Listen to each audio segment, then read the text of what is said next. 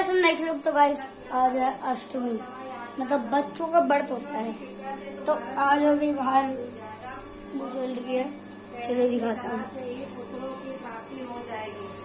उन सबकी बात मानकर उस स्त्री ने कार्तिक मास की कृष्ण पक्ष की अष्टमी को व्रत किया तथा हर साल व्रत में पूजन करती रही।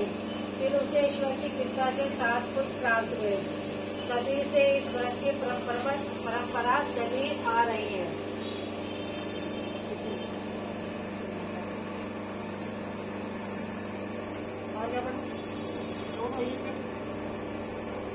गणेश जी का आयो अष्टमी की चार रह गया। चलो करो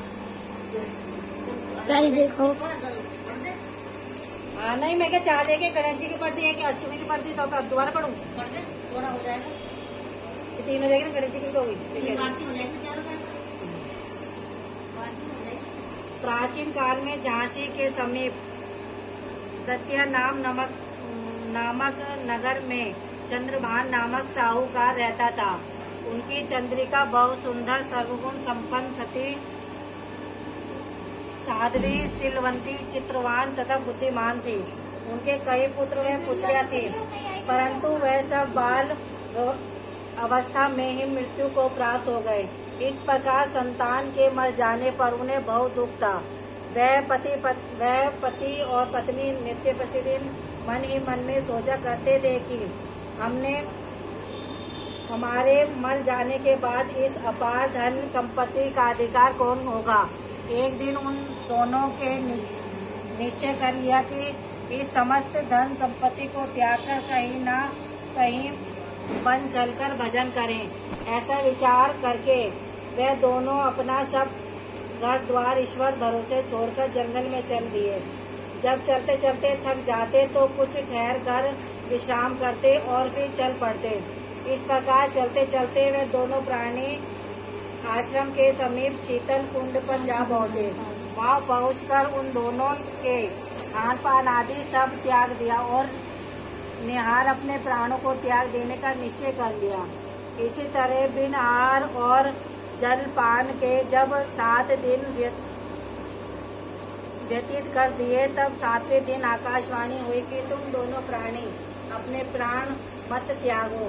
ये सब दुख तुम्हें तुम्हारे पूर्ण पापों से भोगना पड़ा है। तो अब तुम अपनी स्त्री से आई आटे और जो कार्तिक मास की कृष्ण पक्ष में आए उसी आटे को अहोई माता का व्रत और पूजन कराओ। जब अहोई नामक देवी प्रसन्न होकर तुम्हें साक्षात दर्शन देगी, तब तुम उससे अपने पुत्र की दीर्घ आयु मांग लेना।